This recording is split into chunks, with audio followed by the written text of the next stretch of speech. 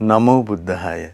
ඒ භාග්‍යවත් අරහත් සම්මා සම්බුදුරජාණන් වහන්සේට අපගේ নমස්කාරය වේවා. ඉතින් අද දවසෙත් මේ සන්ධ්‍යාවේ සම්බුදු සිතකාසිරිය සදහම් සාකච්ඡාව පිණිස ශ්‍රද්ධා ප්‍රේක්ෂක අවකාශය පුරා පින්වන්ත ඔබ රැඳෙනවා කියලා අපි දන්නවා. හැමදෙනාම ඊටාම දයාවෙන් ඒක රාශි කරගන්නවා. ගරුතර මහා සංඝරත්නය අපට අනුකම්පාවෙන්ම වැඩමවන්නට යෙදුණා. අපි හැමදෙනාම වැඩම කොට වදාළ පින්වන්ත මහා සංඝරුවන දෙපා නැමද ආදර ගෞරවයෙන් පිළිගනිමු. ස්වාමීනි අපගේ নমස්කාරය වේවා. ඉතින් අද සදැහැති දායකත්වයේ විශේෂයෙන් සුජීවත්ව සිටින පවුලේ හැම දිනාට නිදුක් නිරෝගී සුවපත් භාවයේ දීර්ඝායුෂ සහ උතුම් ධර්මාවබෝධය පැතීම පිණිස නිවන් තිඩිය පිළියන්දල පදිංචි චමින්ද අතුලුවගේ දීප්ති අතුලුවගේ යන පින්වන්ත දෙපළ සහ සවින්ද අතුලුවගේ පින්වන්ත පුතුණුවන් ඇතුළු ඒ පින්වන්ත හැම දෙනා දරන්නට යෙදෙන්නේ. ඉතින් මේ පින්වතුන් හැම දෙනාමත් ඔබ හැම දෙනාමත් අපි ඒක රාශි කරගන්නවා. අදත් අපගේ භාග්‍යවතුන් වහන්සේ පිළිබඳව උදාර පැහැදීමට පැමිණෙන්න අපට අවකාශ ලැබෙන පින්වන්ත හෝරාවක් ලෝකයට දායාද කරගන්න ඔබ මම වාසනාවන්ත වෙනවා. ඉතින් ඒ නිසා ගරුතර මහා සංඝරත්නය වන්දනා කොටගෙන ආරාධනා කරගනිමු. ස්වාමීනි අපට අනුකම්පාවෙන් සම්බුදු සිතකාසිරිය සදහම් සාකච්ඡාව ආරම්භ කරන්න ආරාධනා කරනවා. අවසරයි ස්වාමීනි. නමෝ බුද්ධාය. සියලු දෙනාටම තෙරුවන් සරණයි. නමෝ තස් භගවතු අරහතු සම්මා සම්බුද්දස්ස සාදු සාදු සාදු. පරම පූජනීය කල්යාණ මිත්‍ර ගුරු දේවෝත්තම පින්වත් ලොකු ස්වාමීන් වහන්සේට නිදුක් නිරෝගී සුවපත් භාවයේ චිරජීවනයේ සැලසේවා. තුනුරුවන අනන්ත ආශිර්වාදයේ දිව්‍යංගි දැහැමි රැකවරණ සැලසේවා.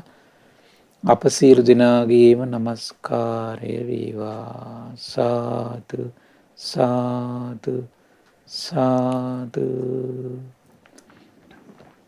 ශ්‍රද්ධාවන්ත වාසනාවන්ත පින්වත්නි, පින්වත් මහත්මයා, එහෙමයි ස්වාමීනි. අද දවසෙත් අපි සම්බුදු සිතකසිරිය උතුම් වැඩසටහනින් බලාපොරොත්තු වෙන්නේ මේ බුදුරජාණන් වහන්සේගේ සත්තාන නානාදි මුක්ති කතං යථා භූතං පජානාති. මේ සත්වයන්ගේ නානා ස්වභාවයන් අපි ඊ දවසේ ලස්සන සුන්දර අර්ථයක් ශාස්ත්‍රීය සම්පත්තිය පිළිබඳවත්, එහෙමයි ස්වාමීනි. පඤ්ඤා විමුක්ත මහරහත් උත්තමයන් වහන්සේ පිළිබඳවත් අපිට කතා කරන්න අවස්ථාවක් උදා වුණා ඇත්තටම. එහෙමයි. එතකොට අද දවසේ ශාස්ත්‍රුන් වහන්සේ එක්තරා අවස්ථාවක මේ ශාස්ත්‍රීය පිරිස මොන වගේ ස්වභාවයෙන් යුක්තයිද? එතකොට බ්‍රාහ්මණ පිරිස මොන වගේ ස්වභාවයෙන් යුක්තයිද? ඒ වගේම ගෘහපති පිරිස මොන වගේ ස්වභාවයෙන් යුක්තයිද? ශ්‍රමණ පිරිස මොන වගේ ස්වභාවයකින් යුක්තයිද? ස්ත්‍රිය මොන වගේ ස්වභාවයකින් යුක්තයිද? එහෙමයි ස්වාමීනි. ඒ වගේම තමයි මේ හොරෙක් මොන වගේ ස්වභාවයකින් යුක්තයිද? එහෙමයි. බොහොම ලස්සනට මේ ඒ නානා පුද්ගලයන්ගේ නානා ස්වභාවයන් හරි ආශ්චර්යයි ශාස්ත්‍රඥ වහන්සේ දැකලා ඉස්මතු කළා. එහෙමයි ස්වාමීනි. ඒතර දැන් අපි නම් බැලූ බැල්මට හිතන්නේ ඉතින් මේගොල්ලෝ එකම විදියට හිතන්න ඕන, එකම විදියට පතන්න ඕන කියලානේ. එහෙම නෑ. මේක ඒ පුද්ගලයා ඒ තැන ඒ රටේ ඒ ප්‍රදේශයේ ඒ ගෝත්‍රයේ ඒ කුලයේ උපදිනකොට, එහෙමයි. ඒ තැන උපදිනකොට ඒ පුද්ගලයාගේ ආකල්ප සම්පatti, අදහස්, බලාපොරොත්තු මේ සෑම දෙයක්ම වෙනස් වෙන බව බුදුරජාණන් වහන්සේ තමයි දකින්නේ. හරි පුදුමයි. එහෙමයි ස්වාමීනි. දැන් අපි හිතන් ඉන්නේ ඔක්කොම එක වගේ අදහස් තියෙන්න ඕන කියලා නේද? එහෙම ඒ උදෙසා අපි මේ ව්‍යායාමත් කරනවා නිකන් නේ. සම කරන්න. පුදුම විදියට මේ අද ඒක මේ කොච්චර පැතිරලා තියෙනවද අද? එහෙමයි අද ස්වාමීනි. විශාල අරගලයක් දක්වා ඇවිල්ලා තියෙනවනේ. නැද්ද? එහෙමයි. මේ හැම කෙනාගේ අදහස් සමාන කරන්න ඕන. හැම කෙනාම කන බොන විදිය පවා සමාන කරන්න දඟලන්න. නැද්ද? එහෙමයි. ඉතින් නමුත් හරි පුදුමයි ඉතින්. සියල්ල දකින්නේ සියල්ල දන්නේ ශාස්ත්‍රුන් වහන්සේ නිසා. ශාස්ත්‍රුන් වහන්සේ ඉතින් ඒ වෙනුවෙන් අරගල කරන ලෝකෙත් අරගල නැති ලෝකෙත් විසම ලෝකෙත් සම ලෝකෙත් සමසිතින් ඉන්නවා ඇති. එහෙමයි ඒ ස්වාමීනි. උදාර අවබෝධය නිසාම එහෙමයි. අපි තමයි මේ ලෝකයේ ඉදිරියේ මේ රණ්ඩු සරුවල් කරගෙන වාද විවාද කරගෙන ගහ මරාගෙන විප්ලව කරගෙන යන්නේ මේ අපේ හිතවල තියෙන ඉතින් මේ පුද්ගල ස්වභාවයන් පිළිබඳව අපට පරිපූර්ණ අවබෝධයක් නැති නිසා. එහෙමයි ස්වාමීනි. අපිට යම් යම් පුංචි වැටහීමක් තිබුණත් ඒ වැටහීම අරුබුදු දුරු කරන්න තරම් දක්ෂ නැහැ. එහෙමයි. අපි නිකන් කතාවට සමහරවිට කතා කරනවා. එහෙයි. අපි ඉතින් ජරාවටපත් වෙනෝනේ, අපි ලෙඩ වෙනෝනේ, මේ අරගොල්ලෝ මෙහිමයි, මේගොල්ලෝ මෙහිමයි කියලා කතාවටපත් වෙනවා. ළමයා මෙහිමයි, නෝන මෙහිමයි, හොරු මෙහිමයි නේ කියලා කතාවටපත් වෙනවා. නමුත් අපිට මේ ප්‍රශ්නේ අපේ ජීවිතයට සම්බන්ධ කළාට පස්සේ අපිට මේ ප්‍රශ්න ඉදිරියේදී ඉවසගෙන හිත නිවාගෙන ඉන්න පුළුවන් හැකියාව ඇත්තටම අපි කරපු මේ කතාව සැබවින්ම අපේ ජීවිතයේ අවබෝධයක් බවට පත් වෙලා කරපු කතාවක්ද නැති කතාවක්ද කියලා ඉස්මතු කරනවා. එහෙමයි ස්වාමීනි. එහෙම නේද? ආන්න ඒකයි. ඒක ඉස්මතු කරනවා අපි මේ හැසිරෙන විදියෙන් ඇත්තටම. ස්වාමීනි දෙවි මිනිසුන් සහිත ලෝකයට කොතරම් මේ කුඩා අවකාශයක්ද අපි අතපොත ගන්න දැනුමකින්ද අපි ඉන්නේ කියන කරුණ මේ සාත්‍රු සම්පත්තිය විග්‍රහ වෙනකොට කෙනෙකුට මේ අදහස. ඔව් ඇත්තටම ඉතින් සාමාන්‍ය පුද්ගල ශාස්ත්‍රුණ අරහත් සම්බුදු කෙනෙකුට ඇරෙන්න අනිත් සියලු දෙනාටම එහෙමයි ස්වාමීනි. ලෝකයේ හැම දෙයක් පිළිබඳවම හරියාකාරවම එහෙම ඉතින් ප්‍රත්‍යක්ෂ අවබෝධය උපදින්නේ නැහැ. ලෝකයේ බොහෝ කොට වැහිලා වැහිලමයි තියෙන්නේ. එහෙමයි ස්වාමීනි. වැහිලමයි තියෙන්නේ. එහෙයි. මේ වැහිච්ච ලෝකේ එකම ඇස භාග්‍යතුන් වහන්සේ. එහෙයි.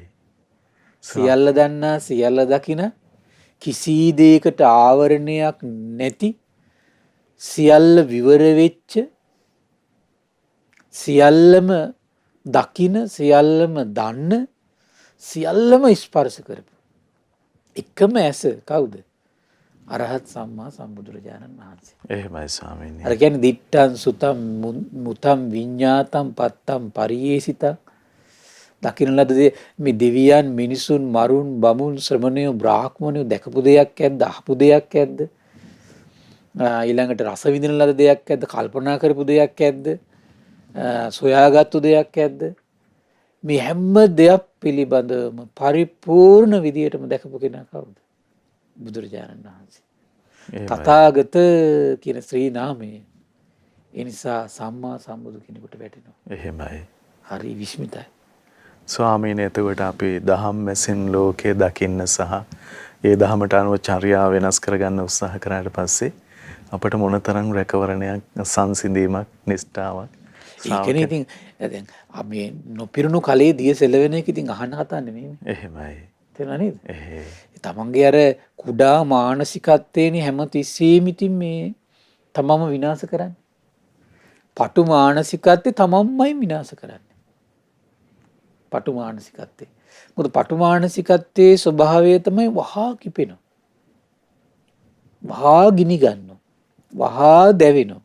වහා පිච්චෙනවා. තමනුත් පිච්චෙලා ලෝකෙත් පුච්චෙනවා. නැද්ද? එහෙමයි ස්වාමීනි. මේ පටු මානසිකත්වය එතකොට දෙව් මිනිස් ලෝකයා අතර පුරුල් කළ බලන්න. එතකොට පාරමී බලයකින් මේ පටු මානසිකත්වය නැති කරනවා. එහෙමයි ස්වාමීනි. දැක්ක නේද? සීලයෙන්, දානයෙන්, ප්‍රඥාවෙන්, ඉවසීමෙන්, මෛත්‍රියෙන්, උපේක්ෂාවෙන් ඒ පටු මානසිකත්වය පුරුල් කරනවා ටික ටික පුරුල් කළ සියල්ල දන්නා සියල්ල දකින කිසි දෙයකට ආවරණයක් නැති සෑම දෙයක් පිළිබඳ පරිපූර්ණ අවබෝධයකින් යුතු මනසක් නිර්මාණය වෙනවා. එහෙමයි ස්වාමීනි. ඒ සියලු මහා ගුණයන්ගේ ඒකරාශී වීම, ඒ සියලු මහා ගුණයන්ගේ ඒකරාශීත්වයෙන් තමයි සම්මා සම්බුද්ධත්වය කියන පදවිය දෙව් මිනිස් ලෝකයාට විවර වෙන අවස්ථාව. එහෙමයි ස්වාමීනි. ලේසි නෑ ඉතින්. එහෙයි.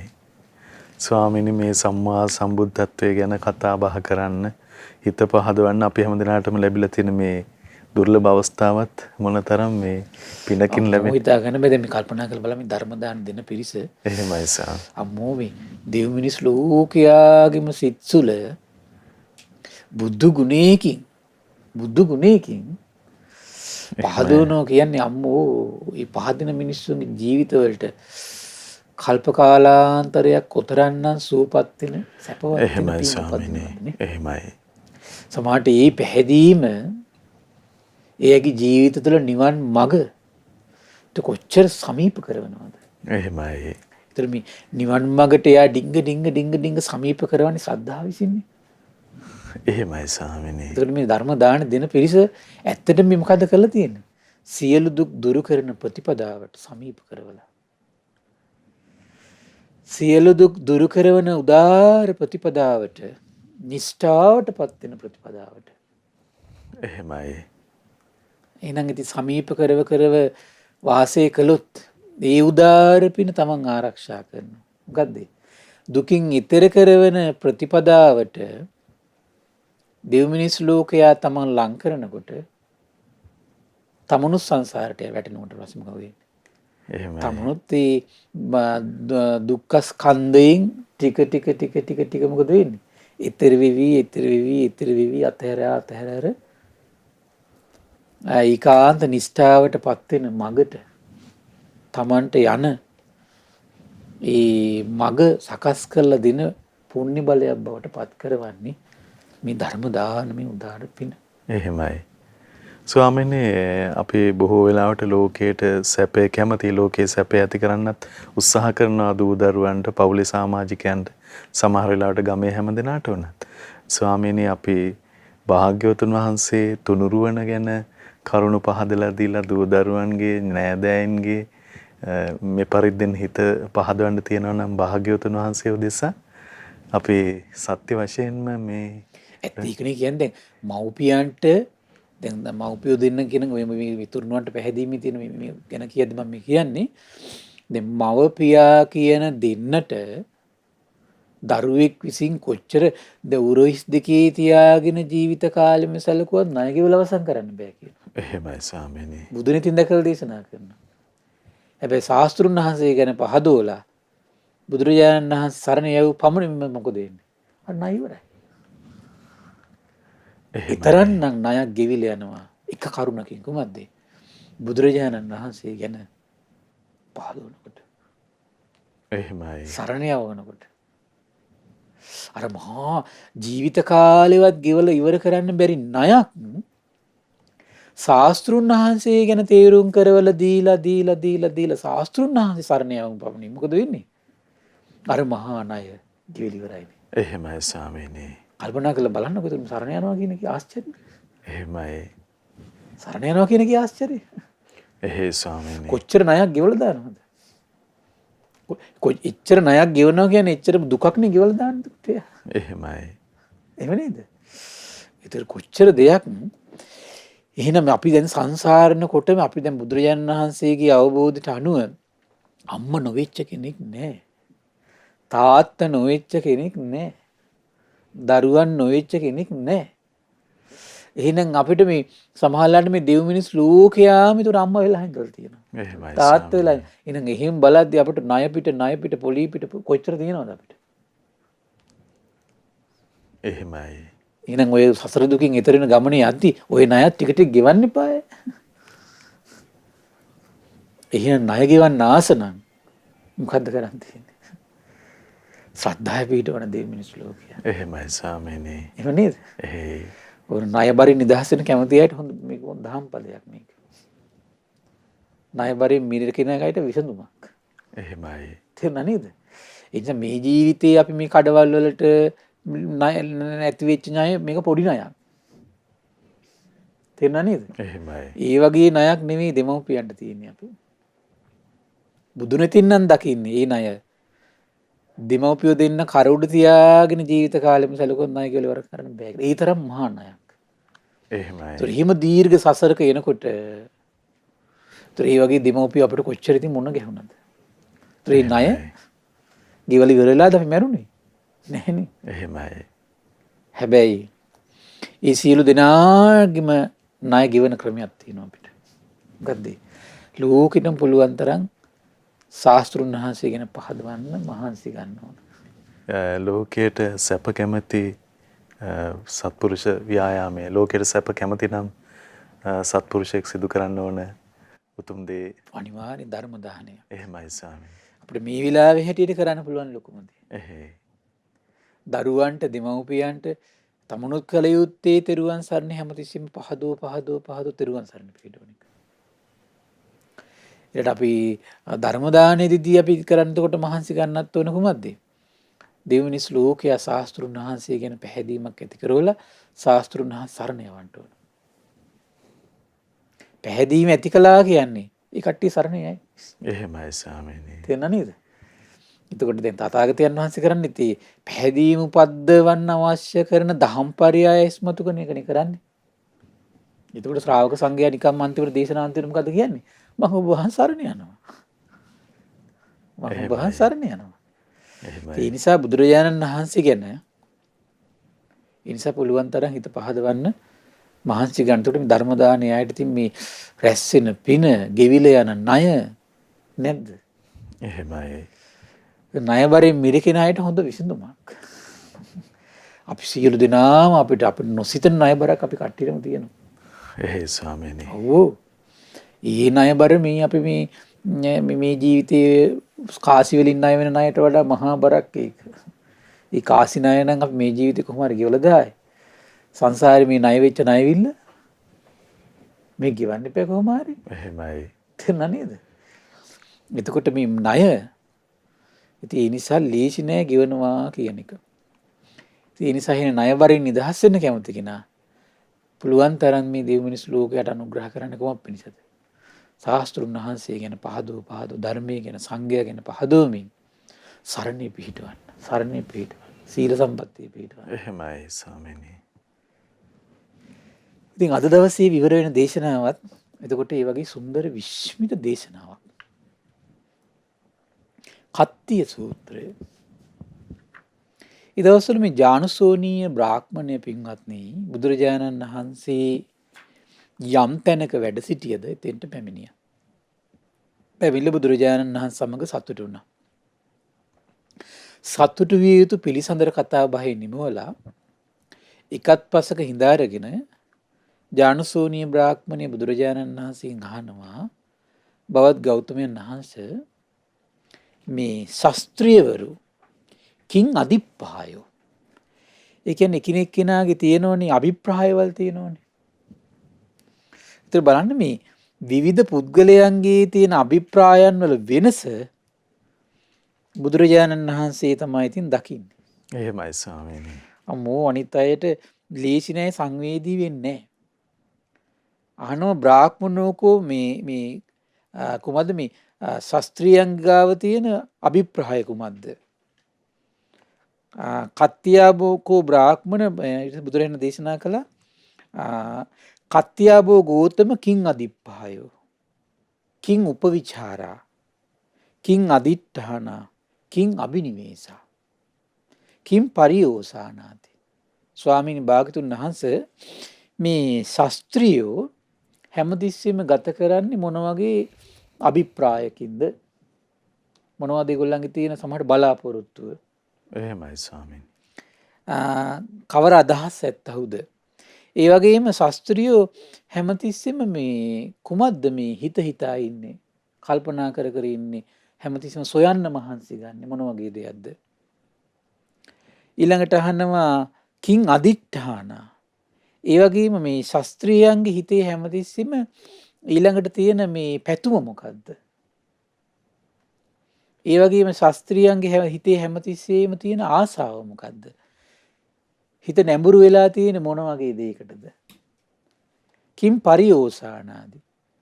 ශාස්ත්‍රීයන්ගේ අන්තිමට ඒගොල්ලෝ මේ මොන වගේ දෙයක් බලාපොරොත්තු වෙනද මේ හැම දෙයක්ම කරන්නේ? එහෙමයි ස්වාමීනි. මොකද්ද මේගොල්ලන්ගේ ඉලක්කය අන්තිමට තියෙන? මේ හැම දෙයක්ම කරලා මේගොල්ලන්ගේ අන්තිම කෙලවල තියෙන ඉලක්කයක් තියෙන ඕනේ ඕනම කෙනෙක්ගේ. මේ ඉලක්කය මොකද්ද? අන්න බුදුරජාණන් දේශනා කළා කත්තියාකෝ බ්‍රාහ්මණ භෝගාදිප්පාය. මේ ශාස්ත්‍රීයන්ගේ අදහස තමයි කුමක්ද මේ? භෝග රැස් කරන එක. භෝග රැස් කරන තමයි මේ අදහස් කරගෙන හැමතිස්සෙම ඉන්නේ. ඒ විතරක් නෙමෙයි කිව්වා කිං උපවිචාරා. එතකොට මනසින් හැමතිස්සෙම හොයන දෙයක් තියෙනවා. එහෙමයි. කුමක්ද කියලා ඇහුවා. පඤ්ඤූපවිචාරා. ප්‍රඥාව තමයි හැමතිස්සෙම හොයන්නේ. මොකද සැබෑ ශාස්ත්‍රීයගේ ස්වභාවය මේක. එහෙමයි ස්වාමීනි. දැන් ඒක ඔය බොහෝ දේශනා කියවද්දි මට හම්බුණා මේ සමහර පිය රජතුමා මැරෙද්දි පුතාට පණිවිඩය කියනවා ඔබ ශ්‍රමණිය හොයාගෙන යන්න. ගිහිල්ලා අහන්න මොන වගේ දෙයක්ද කරන්න ඕන. මොකක් පුරුදු කළොත් යහපත පිණිස පවතින්නේ. අයහපත පිණිස පවතින්නේ. ඊට පස්සේ මොන වගේ දෙයක් පුරුදු කළොත් බොහෝ කලක් මේ Tamanට සුවය පිණිස පවතින්නේ. එහෙමයි ස්වාමීනි. අනිවාර්යයෙන් ශ්‍රමණ බ්‍රාහ්මණය හොයාගෙන ගිහිල්ලා අහන්න කියනවා. එහෙමයි. ඒකට සමහර සක්විති රජතුමාගේ පුතාට මේ කියන්නේ. පුතා කරන්නේ මේක. එයා සක්විති රජ කෙනෙක් වෙන්නේ. ශාස්ත්‍රීය අනිවාර්යෙන් මේ සෙවිය යුතු දෙයක් තමයි මේක. කොහොමද? යහපත අයහපත පින පව කුසලයේ අකුසලයේ හොයන්න පුරුදු වෙන එක තමයි සැබෑ ශාස්ත්‍රීයගේ ස්වභාවය. ස්වාමීනි යම් ජන කණ්ඩායමක් එවැනි මේ විශේෂතාවයකින් යුක්ත වෙනවා කියන්නේ මොනතරම්? ඒතර ශාස්ත්‍රීය ධර්මයේ පිහිටලා ඉන්නවා කියන්නෙම ඔහුට අනිත් අභිප්‍රායන් ටික මේ සඵල කරගන්න පුළුවන්. එහෙමයි ස්වාමීනි. මොකද පිරිහෙන ධර්මේ නොපිරිහෙන ධර්මේ යහපත අයහපත කුසලයේ අකුසලයේ පින පව මොන වගේ දුතු දෙයක් පුරුදු කළද බොහෝ කාල යහපත පිණිස පවතින්නේ මොන වගේ දෙයක් පුරුදු කළද බොහෝ කාල අයහපත පිණිස පවතින්නේ කවුද ඇසුරු කරන්න ඕන කවුද ඇසුරු කරන්න හොඳ නැත්තේ කියලා ඒගොල්ලෝ හොයන්න පුළුවන්. අන්නේ හොයන එකට තමයි ප්‍රඥාව කියලා කියන්නේ. හොයන ස්වභාවයෙන් යුක්තයි කියලාද? හොයන ස්වභාවයෙන් යුක්තයි. ඒකට හිත නැඹුරු වෙලා තියෙනවා. එහෙමයි. ස්වාමීනි දැන් අපි වර්තමානයේ ගත්තොත් එහෙම ਵਿਚාරයක් ඇත්තේම නැතුව බලන්න මේ රාජ්‍ය පරිපාලනයේ කඩා වැටීමට හේතුව කොහොමද මේක? එහෙමයි ස්වාමීනි. ඔය අපි තුමු කොහොම හරි ඊට පස්සේ අන්තිමට හෙව්ව කියලා හෙව්වත් අන්තිමට එයා දක්ෂනේ කවුරු මුල් කරගෙනද මම මේක හොයන්න ඕන. කාගෙන්ද මම මේක අහන්න ඕන. එහෙමයි. තේරුණා නේද? ඒතර ඇසිය යුතු කෙනා හඳුනගන්න දක්ෂ වෙන්නත් ඉපැයි. එහෙයි ස්වාමීනි. හරි පුදුම ලස්සන තැනක් මම තියෙනවා මට මතකයි. අවසරයි ස්වාමීනි අවසරයි. මේ ඔය අජාසත් රජතුමා තාත්තා හැම මරලා රජ වෙලා දැන් ඉන්නවනේ. ඉන්නකොට දැන් සන්ධ්‍යා භාගෙ දැන් හොඳටම දැන් මේ විශාල කල්පනාවක බරිත වෙලා ඉන්නවා. දැන් ඇමතිවරු එකිනෙක කෙනා ඇවිල්ලා අහනවා මේ අපි හින කවුරු හරි ශ්‍රමණෙක් හොයාගෙන යන්න බ්‍රාහ්මණෙක් හොයාගෙන යන්න. එහෙමයි ස්වාමීනි. මේ අපි ගිහිල්ලා කරුණ විමසමු. ඊට දැන් රජතුමාට කැමැත්ත තියෙනවා ඒකට. වහන්න රජතුමාර කොච්චර හොඳ නුවණකින් හිටපු කෙනාද මේ තාත්තා මරපු නිසා මේ මනස වෙනසුණා.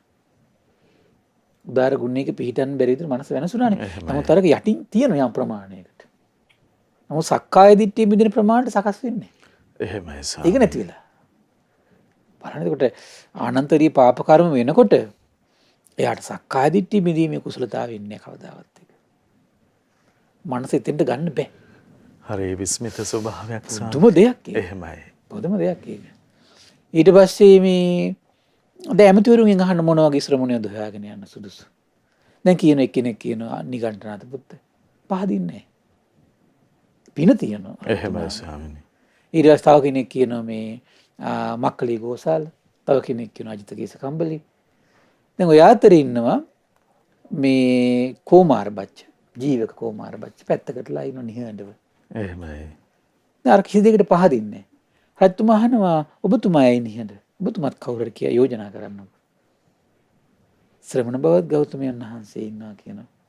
ගිජුකුල පව පාමුල අඹ සෙවණේ. අඹ වනේ ඉන්නවා කියනවා. එහෙමයි. කිව්ව ගමන් පහදිනවනේ. අර පින තියෙනවනේ තාම. එහෙමයි.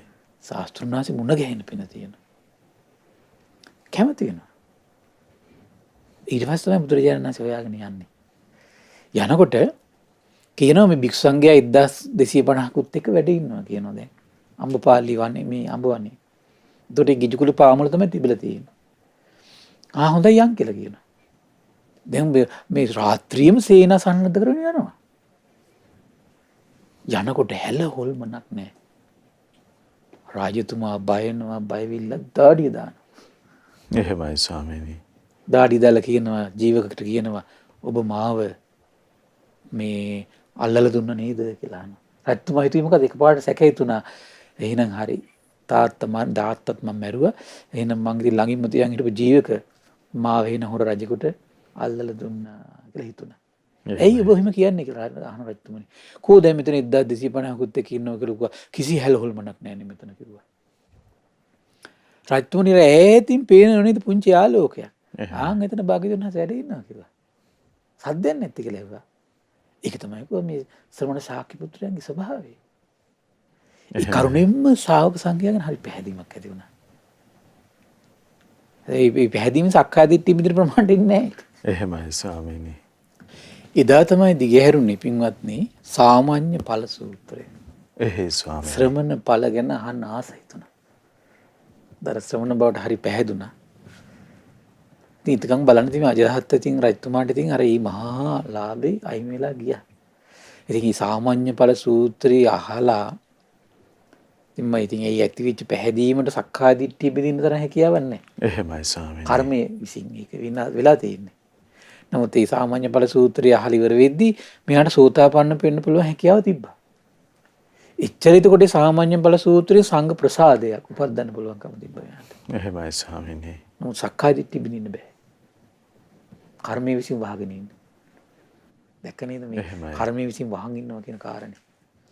දැන් ඒතර බලන්න මේ ජීවිතේ අපේ යතින් පංචානන්තරීය පාප කර්ම නොඋනත් අපි තෙරුවන් විශේෂයි කරගත්තු දේවල් අපි කොච්චර සමහරලාට බණ ඇහුවත් ඒ කර්ම විපාකයේ අවසන් වෙනකම් වහගෙන ඉන්න පුළුවන්. එහෙමයි ස්වාමීනි. එනේ මේ ජීවිතය අවසන් කරන්න පුළුවන් වෙන්න පුළුවනි. ඕනම දැන් කර්මයකින් වහනව නැති නේ. පංචානන්තරීය පාප කර්මයේ ස්වභාවය තමයි කල්පයක් නිරේ පැහිලා එනකන් වහගෙන ඉන්නේ. කර්මයේ ස්වභාවය. එහෙමයි. කර්මයේ ස්වභාවය. දැන් බලන්න අජාසත් රජතුමා ඊට පස්සේ පැහැදුනාමයි පළවෙනි ධර්ම සංගායනාවත් කොච්චර ඉතින් රහතන් වහන්සේලා 500කට දන් දෙනවා කියලා කියන්නේ. මාස කීයක්ද? ඒ ඔක්කොම කරේ කවුද? අජාසත් රජතුමා. ඒ ඔක්කොම කරේ අජාසත් රජතුමා. රහතන් වහන්සේලා 500කට අම්මෝ මේ දුතගුණයෙන් අග්‍රේශ්වර මහා කශ්‍යපයන් වහන්සේ සියලු ධර්මයන් දරා වැඩ සිටි ආනන්දයන් වහන්සේ නේද? විනය දරාගෙන හිටපු උපාලි මහ රහතන් වහන්සේ ඇතුළු රහතන් වහන්සේලා 500කට මාස ගාන දන් දෙනවා. දන් දෙදී ධර්ම සංගායනාවට සම්පූර්ණ අනුග්‍රහය. නමුත් කල්පයක් නිරේ යනවා. ස්වාමීනි මෙතරම් පින්වන්ත උත්තමයෙක් වෙලත් අර අසත්පුරුෂ ආශ්‍රය නිසා තමන්ගේ කඩාවැටීම සමහර දේවල් වල කර්මයෙන් කඩාවැටෙන ලීසියෙන් බෑ කොට ගන්න බෑ. එහෙමයි. ඒ කර්ම බලවේගයේ විසින් මෙහි පින් උපද්දන වහගෙන ඉන්නේ. පංචානන්තරීය පාප කර්මයෙන් ඉපදිච්ච පව ඇරෙන්නට අනිත් දේවල් මේ ජීවිතයේදී වුණත් කෙනෙකුට ගෙවන්න පුළුවන් වෙන්න පුළුවන්. එහෙමයි ස්වාමීනි. පංචානන්තීය පාප කර්මයේ ස්වභාවය මොකද්ද? කෙලින්ම කල්පයක් නිරේට. මෙහාට ඒක ගෙවිලා අවසන් වෙන්නේ. ඒතර මේ කර්ම ආවරණය නැති වෙන්නේ කල්පයක් නිරේ පැහැිනක. ස්වාමීනි ප්‍රඥාවට මුකුලිත වෙන්න අවස්ථාවක් හදලා එහෙමයි ස්වාමීනි. එහෙනම් බලන්න අපි තෙරුවන් විශේෂ කරගන්න ඕන පවක් විසින් අපි කොච්චර උත්සාහ කළත් සමහරට වහගෙන ඉන්න. ස්වාමීනි අපි සුචරිතය කෙරේ කොච්චර උනන්දු වෙන්න ඕනද? ඒකනේ මේ අන්න එක කියන්නේ මේ තෙරුවන් විශේෂ පොඩි පැහැදීම පවා අපිට කොච්චර අපි මේ ශ්‍රේෂ්ඨත්වය කරා ගෙනියනවද? එහෙමයි. දැක්ක නේද? එහෙයි ස්වාමීනි. ඉතින් ඇහුවා ඊට පස්සේ මේ බලන්න මේ බ්‍රාහ්මණයන්ගේ අභිප්‍රාය තමයි කියන කොහොමද? භෝග සම්පත්, භෝග සම්පත්. බලන්න ඒක භාග්‍යතුන් වහන්සේ ඇරෙන වෙන කවුරුත් දන්නේ නැහැ. සත්‍රියයන්ගේ නිසා.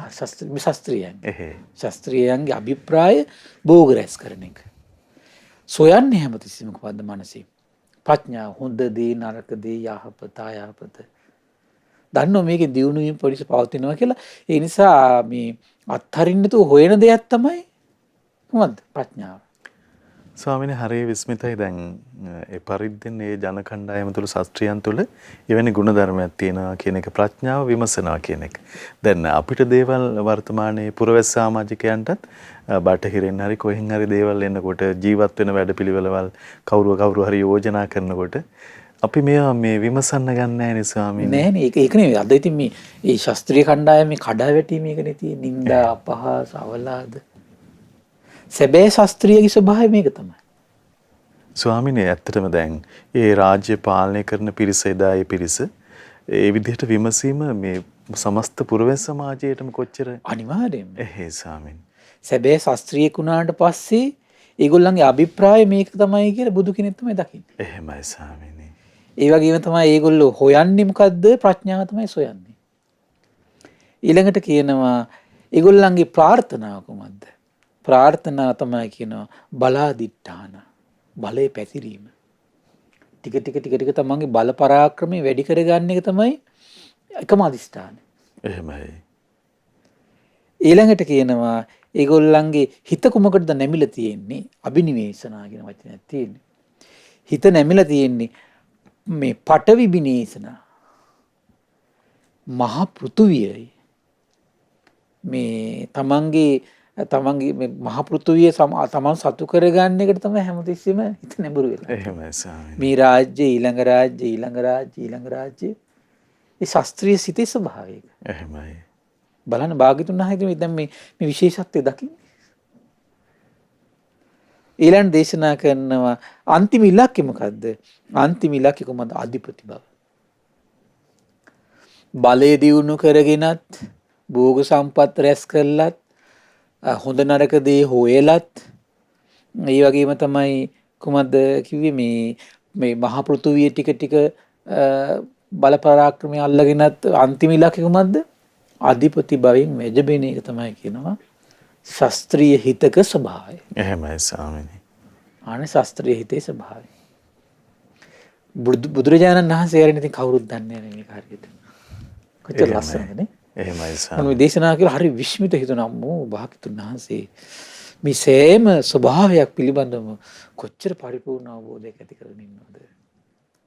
ඊළඟට අහනවා බවත් ගෞතමයන් වහන්සේ බ්‍රාහ්මණවරු කවර මේ අදිෂ්ඨානයකින්, කවර අධිප්‍රායකින්, කවර උපවිචාරයකින්, කවර අදිෂ්ඨානයකින්, කවර අබිනිවේෂයකින්, කවර ඉලක්කයකින් වාසය කරනවද?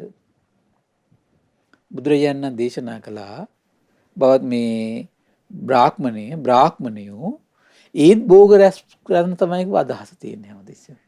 එහෙමයි ස්වාමීනි. භෝග රැස් කරන එක ප්‍රධාන අදහසක්. ඒත් ප්‍රඥාව සෙවීමට තමයි කියනවා හිත පෙළඹෙන්නේ. හොඳ දේ, නරක දේ, යහපත, අයහපත, පින පව, කුසල් අකුසල් හොයන්න තමයි කියන හිත හැමතිස්සෙම කැරකෙන්නේ. එහෙමයි. හිත පිහිටනවා කියන ඒවට හැමතිස්සෙම. ඕනම දෙයකදී සැබෑ බ්‍රාහ්මණයගේ ස්වභාවය තමයි දැන් ওই භාග්‍යතුන් වහන්සේ ඉන්න කාලේ හිටපු බ්‍රාහ්මණයෝයි ඊටත් පෙර බ්‍රාහ්මණයෝ ගත්ත සම්පූර්ණ වෙනස්. ඒ සමාධිය දැන් අද ශාසනය ගත්තත් එහෙමනේ. එහෙමයි. භික්ෂුව කියන චරිතය කොච්චර වෙනස් වෙලාද? උපාසක කියන චරිත කොච්චර වෙනස් වෙලාද? උපාසිකා කියන චරිත කොච්චර වෙනස් වෙලාද?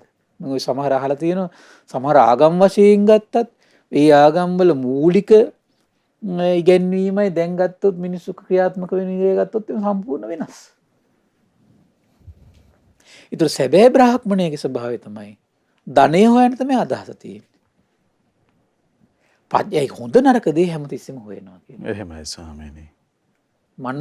මනසේ හැමතිස්සෙම රැව් පිළිරැව් දෙන දෙයක් තමයි කියනවා හොඳ දේ, නරක දේ, යහපත, අයහපත, පින පව, කුසල අකුසල් මොන වගේ දේක් පුරුදු කරොත්ද බොහෝ කලක් යහපත පිණිස පවතින්නේ. මොන වගේ දේක් පුරුදු කළොත් බොහෝ කල අයහපත පිණිස පවතින්නේ හොයන්න පෙළඹෙන එක.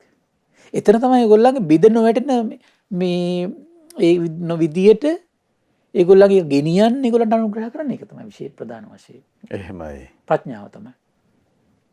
කුමද්ද ඒගොල්ලෝ හැමතිස්සෙම බිඳ නොවැටෙන ප්‍රඥාව අනිවාර්යෙන් බලන්න ඒ කාලේ ඉඳලම එතකොට මේ බුද්ධි යම් බුද්ධියක් තියෙන ජනී ජනයා අතර හරි ප්‍රචලිත දෙයක් තමයි ප්‍රඥාවට. මුල් තැන. එහෙමයි ස්වාමීනි. ප්‍රඥාව මේ ප්‍රමුඛ තැනකට අරගෙන තියෙනවා. එහෙමයි ස්වාමීනි. ඒතර ප්‍රඥාවට ප්‍රමුඛ තැන ගත්ත කෙනාගේ ලක්ෂණය කුමක්ද? ප්‍රඥාව අවදි කරන ධර්මයක් මුණ ගැසෙද්දී එතෙන් ඉක්මනට කිට්ටු කරනවා. එහෙමයි. ඒකයි දැන් භාග්‍යතුන් වහන්සේ කාලෙදිත් සමහර බ්‍රාහ්මණයෝ ශාස්ත්‍රුන් සරණ යනවා. බුදුරජාණන් සරණ යනවා. එතකොට මේ සරණ යන්නේ කොහොමද හේතුව? සැබෑ බ්‍රාහ්මණ ධර්මයන්ගේ පිහිටලා හිටපු නිසා. එහෙමයි ස්වාමීනි. දැන් මේක අහන්නෙත් බ්‍රාහ්මණේ. අන්තර මේක අහලා ඉවරච්ච ගමන් මේ බ්‍රාහ්මණයත් භාග්‍යතුන් සරණ යනවා. ඥානසෝනි බ්‍රාහ්මණේ. එහෙමයි. ඇයි ප්‍රඥා ගෝචර දේ හොයන්න මහන්සිලා තියෙන.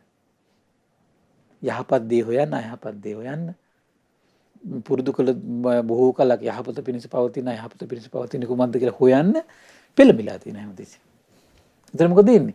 ඒ දේ මුණ ගැහිච්ච ගමන් සරණේ පිටන. එහෙමයි.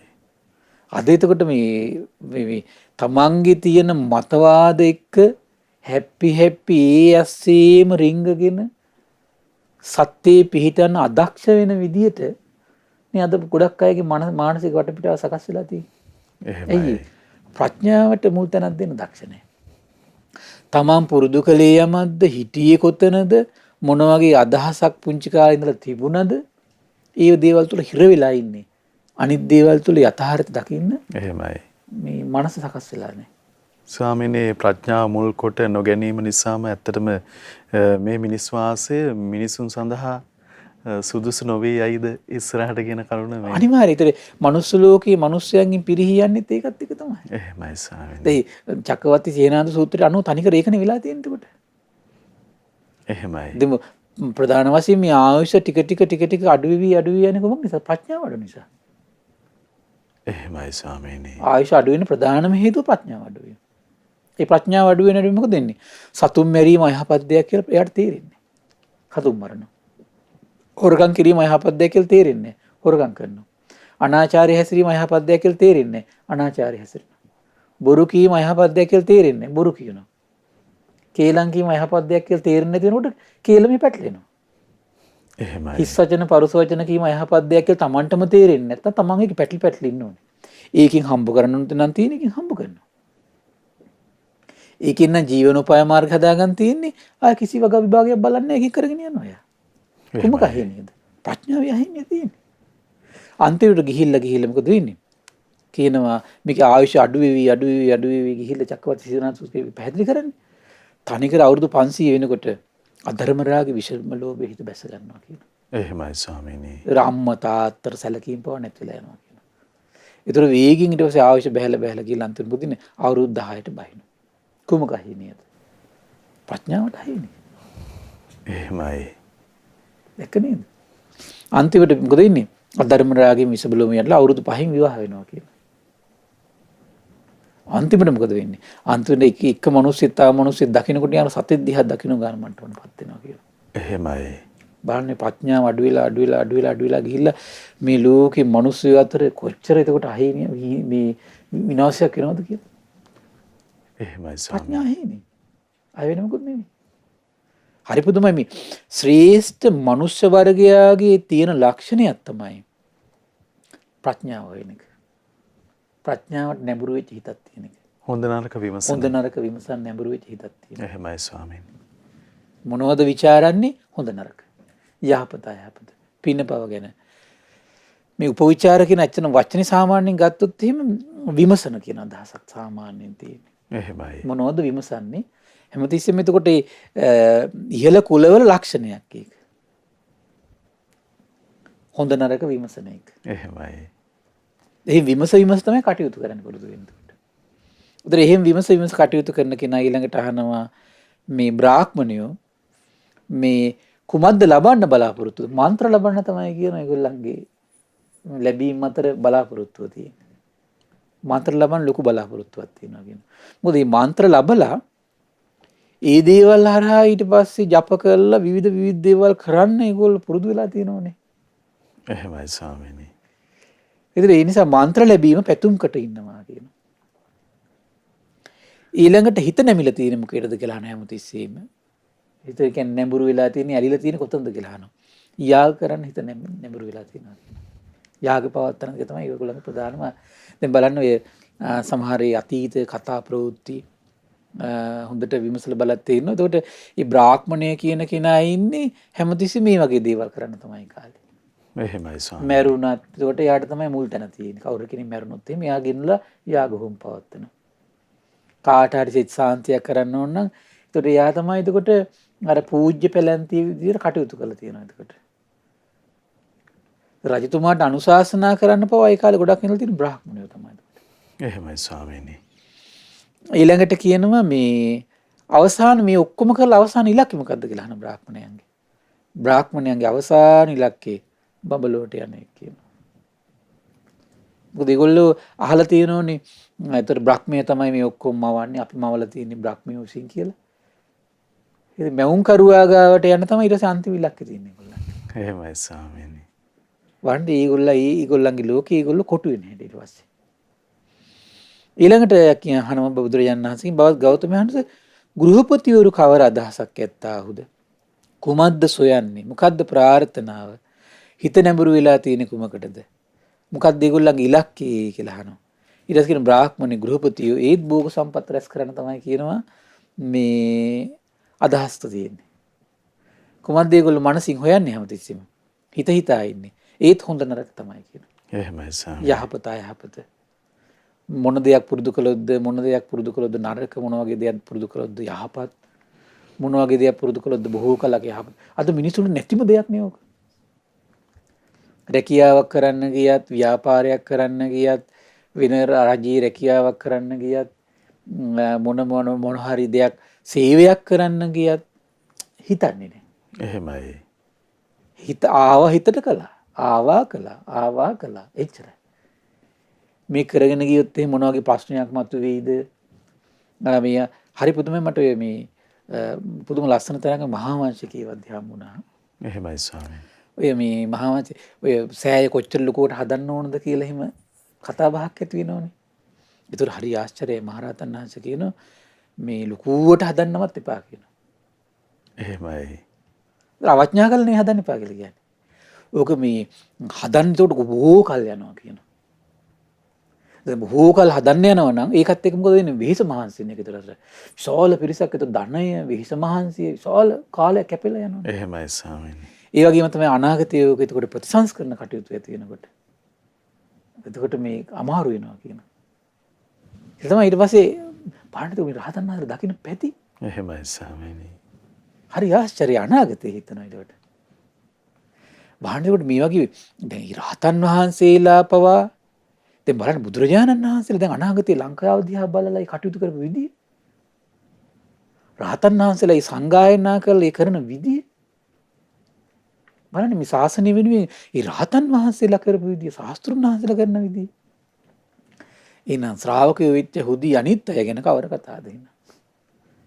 එහෙමයි. කොච්චර එතකොට අනාගතේ අපි යම් දෙයක් කරනකොට gedara dore වේවා, ආයතනික වේවා, රටක වේවා, ජාතියක් වශයෙන් යද්දි වේවා. ඒතකොට අපි තීරණ ගන්නකොට හැමතිස්සෙම අපේ මනසට ගෝචර වෙන දේ තව කෙනෙක්ගේ ඊට වඩා දේවල් මේ ගෝචර වෙන්න පුළුවන් සමහර විට. එහෙමයි ස්වාමීනි. ඒකයි කියන්නේ අර මේ සංඝයාගේ සමගිය පිණිස කාරණා කියද්දි කියන්නේ සමගිව රැස් වෙනවා නම් සමගිව විසිර යනවා නම් සමගිව කතා බහ කරලා තීරණ ගන්න ඕන. ඒක නොපිරීම පිණිස පවතින ධර්මයක් කියනවා. එහෙමයි. මේ හිතුමනාපේ එතකොට කටයුතු කිරීම කොහොමද? පිරිහෙන්න හේතු වෙන ධර්මයක් ඒක. ඇයි ප්‍රඥාවනේ වැහිලා යන්නේ එතකොට? ප්‍රඥාවනේ වැහිලා යන්නේ. ඒ ප්‍රඥාව වැසීමත් එක්ක මොකද වෙන්නේ? විශාල අරුබුද ගොඩකට සමහරලාට මූණ දෙනවා ඒක නා. අරුබුද ගොඩක් තමයි අන්තිමටම අපි මේ ඉලක්ක කරගෙන රැස් කරගෙන ඉඳලා තියෙන්නේ අන්තිමට. එහෙමයි ස්වාමීනි. ඒකත් එක්ක ඊට පස්සේ මොකද වෙන්නේ? අර අරුබුද ටික සංසිඳවන්න මේ මහන්සි ගන්න ඇරෙන්න ඊට පස්සේ මේ අනිත් කිසි දෙයක් කරන්න හම්බෙන්නේ නැහැ. ඒ ආයතන නම් ඒ ගෙදර නම් සමහර විට ඒ කටයුත්තක් කරද්දී වුණත් සමහරට ගෙයක් දොරක් හදද්දී වුණත් දැන් සමහර කට්ටිය ඉන්න ගෙවල් දොරවල් හදන්න යනවා. තමන්ගේ පඩිය ප්‍රමාණය නෙමෙයි ගෙවල් දොරවල් හදන්නේ. වාහන ගන්න කල්පනා කරන්නේ. සමහර කට්ටිය තට්ටු දෙක තුන ගහන්න ආසයි. ඒක ඉතින් ඒක සාමාන්‍ය දෙයක් ඒක. එහෙමයි. නමුත් බලන්න ඕන තමන්ගේ පඩියට ධාර්මිකව හම්බ කරන පඩියට මට මේක දරන්න පුළුවන්ද? සමහර කට්ටිය ඊට පස්සේ මොකද වෙන්නේ? ලෝන් එකක් අරගෙන හදනවා. තන අර යට තට්ටුවත් හදාගෙන ඉවරන එක. ඒ තැන් තැන් වලින් කණු කෑලි කෑලි ඊට පස්සේ මොකද වෙන්නේ? මැරෙනකම්ම ඊට පස්සේ දියසේවල කකා බේරි බේරි තියෙනවා. මේ අර මේ අමුසොහොම් පිටින්නවා වගේ කියනවා. එහෙමයි ස්වාමීනි. දැකලා නැද්ද? තියෙනවා. ස්වාමීනි අර හිතක මුදුන්පත් වෙන එකලා අදහස පැත්තකින් තියෙද්දි අපේ ස්වාමීන් වහන්සේ කිව්වාගේ සමගිව රැස් වෙලා පවුලේ සමාජිකයන් හරි කතා බහ කරලා තීරණයක් ගැන යම් නිශ්චයකට එන්න තියෙනවා නම් ඉතින් ගෙදර සමගිය පිණිස හේතු වෙනවා. එහෙමයි. ඊට පස්සේ මොකද වෙන්නේ? දෙමව්පියට දරුවන්ට බැන බැන ඉන්නෝ, ස්වාමියාට බැන බැන ඉන්නෝ, එක බිරිඳට බැන බැන ඉන්නෝ. මේ අය මුන්දලට කිසි උමනාවක් නැහැ. අරකයි මේකයි කිය. එතකොට ඒ ඔක්කොටම හේතුනේ කොහොමද? මේ කරන්න හදන දේ අපිට ඔරොත්තු දෙනවද කියලා කල්පනා කරමු නැති එක. සමහර අනික් කට්ටිය සමහරලාට ඒක යම් ප්‍රමාණයකට පොඩි සපෝට් එකකුත් දීලා ඈත් වෙලා ඉන්නවා. මොකද දන්නෝ දැන් මේක කරන්න ගියොත් ප්‍රශ්නයක් හට ගන්නවා කියලා. ඒගොල්ලෝ නිහඬයි ඊට පස්සේ. එහෙමයි ස්වාමීනි. ඊට පස්සේ මොකද එන්නේ? එතන ඉඳලා දිගටම තියෙන්නේ කොහොමද? ගැටුම් විතරයි තියෙන්නේ ඊට පස්සේ. නැද්ද? සමහර ආයතන වලත් එහෙමයි. සමහර ආයතනයක් ගත්තොත් එහෙම පොඩි සේවක පිරිසක් ඉන්නවා. සමහර ඒ සේවක පිරිසට දරහා ගන්න පුළුවන් විදිහට තමයි ඊළඟට ඒක පතුරවන්න ඕන. සමහර ආයතන වල මොකද පොඩි පිරිසක් වුණ පරිණත වෙනවා. එහෙමයි. ඒතකොට ඒක උන් අපි හිතමු දැන් ඒ ඇත්තට මේකේ විශාල ඔන්න මේ නිෂ්පාදනයේට කොට ඉල්ලුමක් තියෙනවා කියලා. ඒතකොට ඒකේ ඉන්න ප්‍රධානියා දක්ෂ වෙන්න ඕන. ඉල්ලුම තිබ්බාට මෙතන ඉන්නේ මේ පළපුරුදු පිරිස ඉන්න පොඩ්ඩයි. අර ඉල්ලුම වැඩි වුණු පමණින් නිෂ්පාදනය වැඩි කරන්න ඕන කියලා ආයතනෙ පුළු අපි හිතමු තව ඒකින කිසි දෙයක් හේවිලා බැලුවොත් තව එකක් පටන් ගන්නවා. එහෙමයි ස්වාමීනි. ඒතර අර පළපුරුදු දෙන්න දෙපැත්තට බෙදන්න වෙනවා. එතන මොකද වෙන්නේ? සංස්ථාව කඩම වැටෙනවා. එහෙමයි. ප්‍රශ්න ඊට පස්සේ වෙන්නේ නැද්ද ඔක? එහෙමයි. වෙනවා. ඒක තමයි සාමාන්‍ය ස්වභාවය. බලන්න ඉතින් දැන් මේ ප්‍රඥාවේ අහේනිය නේද තියෙන්නේ. එහෙමයි ස්වාමීනි. බලන්න මේ හැම තැනම ශාස්ත්‍රීය ප්‍රඥාවෙන් හැමතිස්සෙම හොයන මේ උපවිචාර කියන ඇත්තන වචනේ තේරුමක් තමයි ඔය මේ හොඳට තේරුම් ගන්න පුළුවන් තරම් තමයි ඔය මහා සලායතන සූත්‍රය මට මතක හිටිනවා. සලායතන විභංග සූත්‍රය. අට්ඨාරස මනෝ පවිචාර. මනස හැමතිස්සෙම කැරකින තැන් 18ක් තියෙනවා කියනවා. එහෙමයි ස්වාමීනි. ආන්නේ වගේ තමයි. ඒතර මේ උපවිචාර කියන වචනේ සාමාන්‍ය තේරුම තමයි මේ මනසින් හැමතිස්සෙම හොයන දෙයක්. ප්‍රඥාව තමයි හොයන්නේ. හොඳ නරක යහපත අයහපත මොන වගේ දේවල් පුරුදු කළද බොහෝ කලක යහපත පිණිස පවතින්නේ. මේකෙන් අරුබුද ඇති වෙනවද නැද්ද? මේ ඉන්න පිරිසට සමගියෙන් ඉන්න මේක කොහොමද බාධාවත්ද නැද්ද? මේක උරුත්තු දෙනවද? මේ ළමයට මේක උරුත්තු දෙනවද? දැන් දෙමව්පිය වුණ දරුවන්ට සමහරලාට වගකීම් දෙනකොට මේක කරපන් අර කරපන් මේ විදිහට ඉගෙන ගන්න ඕන. මේ ළමයට මේක දරන්න පුළුවන්ද බැරිද? මොකක්වත් නැහැ. මේ වගකීම දරන්න පුළුවන්ද බැරිද? මුකුත් නැහැ. අපි හම්බ කරලා දෙන උඹල කරපල්ලා. එහෙමනේ සාමාන්‍ය අයගේ තියෙන්නේ අර. එහෙමයි. හරි පුදුම. මේ දියුණුවක් තියෙද? පෙරහීමක්මයි තියෙන්නේ.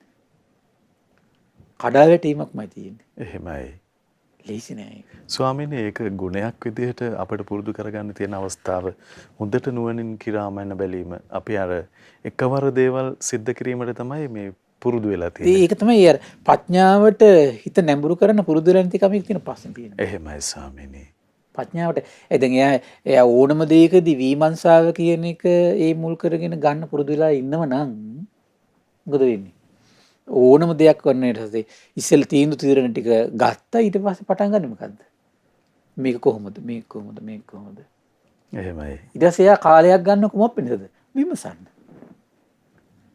විමසන කාලයක් ගන්නකොට ඊට පස්සේ එයාත් තනියෙන් විමසලා යම් පිරිසක් ඉන්නවනම් පිරිසගෙත් විමසීම අදහස් අහලා එහෙමයි. ඔක්කොම එකතු වෙනකොට සමහරලාට එයා කරන දේ හිතපු දේ ඒ විදිහටම නෑ ඊට පස්සේ සමහරලාට ඒක බැලන්ස් වෙලා යන්නේ ඊට පස්සේ. එහෙමයි.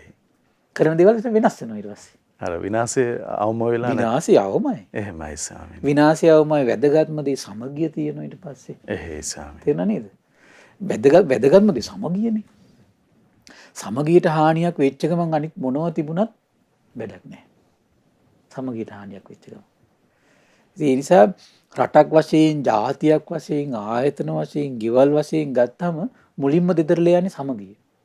එහෙමයි.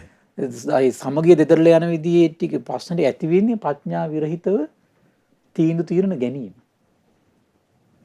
ප්‍රඥාවෙන් තොරව තීරණ ගත්තට පස්සේ ඉස්ස සමගිය දෙදරා යනවා. සමගිය දෙදර කියපු ගමන් ඊට පස්සේ හිතෙනවා තියෙන වෛරය, ක්‍රෝධය, උරෝගෙන, බැනගෙන, බුම්මගෙන තමයි ඊට පස්සේ සම්පූර්ණ ඉන්නේ. ඊට පස්සේ එකිනෙක කියලා ඉන්න එකට කැමති නෑ ඊට පස්සේ. ඊට පස්සේ මේ පිරිස මොකද වෙන්නේ? තව පිරිසක් හොයනවා ඊට පස්සේ. ප්‍රශ්න ඊට පස්සේ. අද රටේ පව වර්තමානයේ ගත්තත් ඉතින් මේ ඔක්කොම නේ පේන්නේ නේද? එහෙමයි ස්වාමීනි. ඉතින් අපි දේශනා තව කොටසක් ඉතුරු වුණා. අවසරයි ස්වාමීනි. ඉතින් හරි ආශ්චර්යයි බුදුරජාණන් වහන්සේ මේ ශාස්ත්‍රීයවරු ගැන, බ්‍රාහ්මණවරු ගැන, ගෘහපතිවරු ගැන තියෙන මේ උදාර පුද්ගල අවබෝධය පිළිබඳව. ඉතින් ඒ නිසා මේ උදාර අවබෝධයට নমස්කාර කරමින් ඒ ශාස්ත්‍රුන් වහන්සේගේ අවබෝධය පිළිබඳ හිත පහදවාගෙන ඒ ප්‍රඥාලාභේ වටිනාකම තේරුම් අරගෙන ඒ ප්‍රඥාලාභයේ රැකවරණය හොයන්න මේ පින්වත් සියලු දෙනාටම වාසනාව උදා වේවා. සාදු සාදු සාදු. ඉතින් අදත් අපට අනුකම්පාවෙන්ම අපගේ පින්වත් ස්වාමින්ද්‍රයන් වහන්සේ ආචාර්ය විස්මිත සාත්‍රූත්වය පිළිබඳව සිත පහදවන ධර්මයේ දේශනා කොට වදාලා. ඉතින් අපට අනුකම්පා ඇති ගරුතර මහා සංඝරත්නයේ අපි හැමදෙනාම ආදර ගෞරවයෙන් සමා කොටගෙන වන්දනමාන කරමු. ස්වාමීනි අපගේ নমස්කාරය වේවා. ස්වාමීනි පුණ්‍යානුමෝදනාව පිණිසත් ඊටම ගෞරවයෙන් ආරාධනා කරගන්නවා. අවසරයි ස්වාමීනි. පින්වත්නි අද දින සම්බුදු සිතක අසිරිය සදහම් දේශනාව සඳහා අනුග්‍රහය දරන්නේ නිවන්තිඩිය පිළියන්දල පදිංචි චමින්ද අතුළුවගේ දීප්ති අතුළුවගේ යන පින්වත් දෙපළ සහ සවින්ද අතුළුවගේ පුතුණුවන් ඇතුළු පින්වත් පිරිසේ කරාසී වෙලා තමයි මේ උදාර පින රැස් කරගන්නේ. ඉතින් මේ රැස් වුණු උදාර පින ගටිකාර බ්‍රහ්මරාජයා, සහම්පති සනන් කුමාර බ්‍රහ්මරාජයා, ඒ වගේම සක්දෙවිඳුන්, විරූඪ විරූපාක්ෂ වෛශ්‍රවණ දතරාස් සතරවරන් රජදරුවන්, ඒ වගේම සෙම්පත් දිවුරු, ඉෂ්ඨකාමී දිවුරු, ප්‍රදේශ භාර, පළාත් භාර දිවුරු, ඒ වගේම සුමන සමන් දිව්‍ය රාජයා, ආලවක දෙවියන්, ජනවසම් දෙවියන්ට මේ පින් අනුමෝදන් වේවා. ආයුෂයෙන්, වර්ණයෙන්, සැපයෙන්, බලයෙන් වැඩේවා. දෙවියන්ගේ දෙහිමි රැකවරණයේ පරම පූජනීය ගුරු දේවයන් වහන්සේට, මහා සංඝරත්නයට සලසා දෙත්වා දෙවියෝද තුන් ධර්මය අවබෝධ කරත්වා කියලා සාදු කියලා පින් අනුමෝදන් කරන්න. මේ වගේම රැස්වුණු උදාර පින පරම පූජනීය ධම්මග විවර කළ ගුරු දේවයන් වහන්සේටත්, මහා සංඝරත්නයටත්, ශ්‍රද්ධා මාධ්‍යාලේ අනුශාසක අලුදෙණියේ සුබෝධි ස්වාමීන් වහන්සේට, ඒ වගේම ශ්‍රද්ධා මාධ්‍යාලේ වෙනුවෙන් කැප වෙන මහා සංඝරත්නයට මේ පින් අනුමෝදන් වේවා. නිදුක් වේවා, නිරෝගී වේවා, සුවපත් වේවා. ඒ වගේම උපාසක දරුවන්ට, අනගාരിക මෑණිවරුන්ට මේ පින් අනුමෝදන් වේවා. කරගෙන යන ශාසනික කටයුතු සුවසේ කරන් තුන්ඩුවනේ අනන්ත ආශිර්වාදයේ දෙවියන්ගේ දෙහිමි රැකවරණ සැලසේවා. ධර්මය අවබෝධ කරන්න වාසනාව උදා වේවා කියලා සාදු කියලා පින් අනුමෝදන් කරන්න. ඒ වගේම රැස්වුණු උදාර පින අද දවසේ ධර්ම දාණය සඳහා මුල්ලා කටයුතු කළ සියලු දෙනා නමින් මේ පරලෝකීය සියලු ඥාතීන්ට පරලොව සැපේ පිණිස මේ පින් හේතු වාසනා වේවා කියලා සාදු කියලා පින් අනුමෝදන් කරන්න. ඒ වගේම රැස්වුණු උදාර පින ඒ නිවන්තිඩිය පිළියන්දල පදිංචි චමින්ද අතුළුවගේ, දීප්ති අතුළුවගේ යන පින්වත් දෙපළට, ඒ වගේම සවින්ද අතුළුවගේ පින්වත් පුතුණුවන්ට මේ පින් අනුමෝදන් වේවා. නිදුක් නිරෝගී සුවපත් භාවයේ චිරජීවනයේ සැලසේවා. තුනුරුවනේ අනන්ත ආශිර්වාදයේ දිව්‍යංගේ දෙහිමි රැකවරණ සැලසේවා. ඒ වගේම කොරෝනා වෛරසයෙන් පීඩා විඳින සියලු දෙනාට සුවපත් භාවයේ, නිදුක් නිරෝගී සුවපත් භාවයේ සැලසේවා. ඒ වගේම ශ්‍රද්ධා කාර්ය මණ්ඩලයේ සියලු දෙනාට, ශ්‍රද්ධා මාසික ධර්ම දාන සියලු සමාජිකාවන්ටත්, ධර්ම ශ්‍රවණය කළ ඔබ සියලු දෙනාටම අපගේ පින්බර දෙමව්පියන්ට මේ පින් අනුමෝදන් වේවා. නිදුක් වේවා, නිරෝගී වේවා, සුවපත් වේවා, චිරජීවනයේ සැලසේවා. තුනුරුවනේ අනන්ත ආශිර්වාද දිව්‍යංග දෙහිමි රැකවරණ සැලසේවා. ධර්මය අවබෝධ කරන්න වාසනාව උදා වේවා කියලා සාදු කියලා පින් අනුමෝදන් වෙන්න. සියලු දෙනාටම තිරුවන් සරණයි. නමෝ බුද්ධාය. ඉතින් අදත් අපට අනුකම්පාවෙන්ම අපගේ පින්වත් ස්වාමින්ද්‍රයන් වහන්සේ ඒ භාග්‍යවතුන් වහන්සේ වදාළ උදාර ශ්‍රී සද්ධර්මයේ පහදා වදාළ ඒ උතුම් ධර්මයේ ශ්‍රද්ධා රූප වාහිනිය ඔස්සේ මුළු මහත් ලෝකයටම දායාද කොටගෙන මේ මොහොතේ අප රැස් කරගත් මහත්ඵල මහානිසංස උත්තම පුණ්‍ය ධර්මය නොවලහාම අපගේ පින්වත් ස්වාමින්ද්‍රයන් වහන්සේටත් අනුමෝදන් වේවා. පුණ්‍ය අනුමෝදනාවෙන් පින්වන්ත මහා සංඝරුවන සුවපත් වේවා. අපගේ පින්වත් ස්වාමින්ද්‍රයන් වහන්සේට උතුම් චතුරාර්ය සත්‍ය ධර්මයේම අවබෝධ වේවා. සාදු සාදු සාදු. ඉතින් අද මේ උතුම් සදහම් සාකච්ඡාවේ සදැහැති දායකත්වයේ දරන්නට යෙදුන විශේෂයෙන්ම සුජීවත්ව සිටින පවුලේ හැම දෙනාට නිදුක් නිරෝගී සුවපත් භාවයේ දීර්ඝායුෂය වගේම උතුම් ධර්ම අවබෝධයේ පිණිස පින්පිරීම පින් සඳහා සදැහැති දායකත්වයේ දරුවේ නිවන් තිඩිය පිළියන්දල පදිංචි චමින්ද අතුලුවගේ දීප්ති අතුලුවගේ යන පින්වන්ත දෙපළ සහ සවින්ද අතුලුවගේ පින්වන්ත පුතුණුවන් ඇතුළු ඒ පිනැති පිරිස. ඉතින් ඒ හැමදෙනාමත් සදැහැති ඔබ හැමදෙනාමත් ඊටාම දයාවෙන් අපි සිහිපත් කරගන්නට යෙදෙනවා. ගරුතර මහා සංඝරත්නයේ ආශිර්වාදයෙන් සම්බුදු සිතක ආශ්‍රය උතුම් සදහම් සාකච්ඡාව යලි සමීප කරමින් ඔබ මුණ ගැහිමයි අපේ අපේක්ෂාව. ඉතින් තුනුරුවන හදවතේ වඩා හිඳවාගෙන අත්වැසිල්ලෙන් ධෛර්යයෙන් කටයුතු කරන්න හැමදෙනා වාසනාවන්ත වේවා, ජාතිය වාසනාවන්ත වේවා කියලා අපි ප්‍රාර්ථනා කරනවා. හැමදෙනාටම සම්මා සම්බුදු සරණයි. නමෝ බුද්ධාය. මෙවැනි වටිනා ධර්මදේශනා ශ්‍රවණය කිරීමට ශ්‍රද්ධා ඩේලි YouTube චැනලය සබ්ස්ක්‍රයිබ් කරන්න.